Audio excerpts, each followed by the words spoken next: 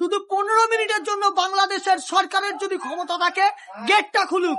এই এপার বাংলার সনাতনীরা গিয়ে বাংলাদেশের কি অবস্থা করে সেটা বাংলাদেশের সরকার বুঝতে পারবে। কাঠের হেলিকপ্টার আর 3 লক্ষ হাতে টানা রিক্সা দিয়ে ওরা কলকাতা দখল করবে।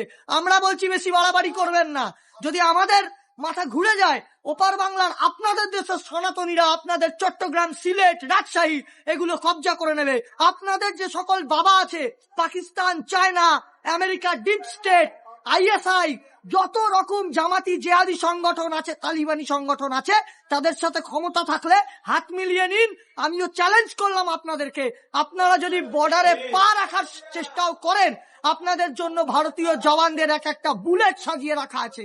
আর ভারতবর্ষ বিশ্বের 4র্থ বা 3য় সর্বশক্তিমান দেশ, আপনারা তার ধারে বারেও নেই। ভারতবর্ষের আশ্রিত আপনারা দয়াতে বেঁচে আছেন। ভারতবর্ষ হৃদ্যতা করে আপনাদের বাঁচিয়ে রেখেছে, হৃদয় দিয়ে বাঁচিয়ে রেখেছে। কিন্তু উল্লেখযোগ্য বিষয়, আপনারা পূর্ণভাবে এত বড় বেঈমান একটা মৌলবাদী সংগঠনের দালালি করছেন যে ভারতবর্ষ আপনাদের এত সৈন্য ভারতীয়রা তারা নিজের আত্মবলিদান দিয়ে আপনাদের দেশের জন্ম দিয়েছে, যে সেই ভারতবর্ষ যে জাতির পিতা বাংলাদেশের সেই শেখ মুজিবুর রহমানকে মানে না, যে বাংলাদেশের মৌলবাদী সংগঠনগুলো যারা নিজের পিতৃ পরিচয়কে অস্বীকার করে। আচ্ছা ভাই, এইবার থাম, আমি বলি। সন্ধে সন্ধে ফাটাবো ইন্ডিয়াদের নিচের তলি। বাড়াবাড়ি করিস না ভাই, এবার পাবে জবাব।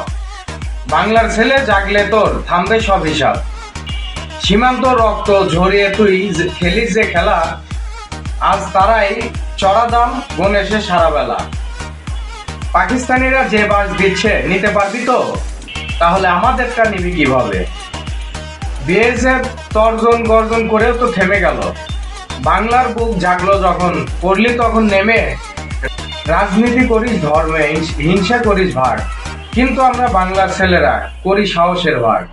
বিজিবির চাল সব জানি, মুখে গঙ্গার জল, অন্তরে বিষ হাতে ছুরি, তাও বলিস স্বদেশ বল।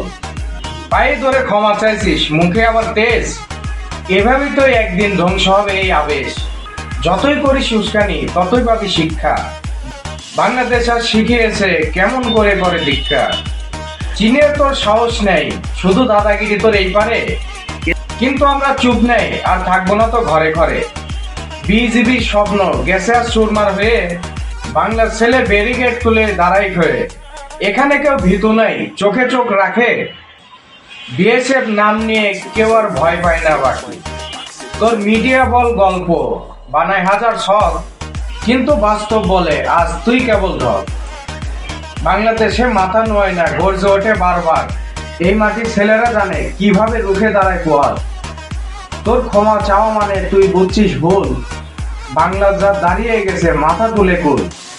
ভারত মনে রাখ, পাশের দেশকে দমিয়ে রাখা যায় না। বাংলাদেশ জানে সম্মান ছাড়া শান্তি নেই এই দুনিয়ায়।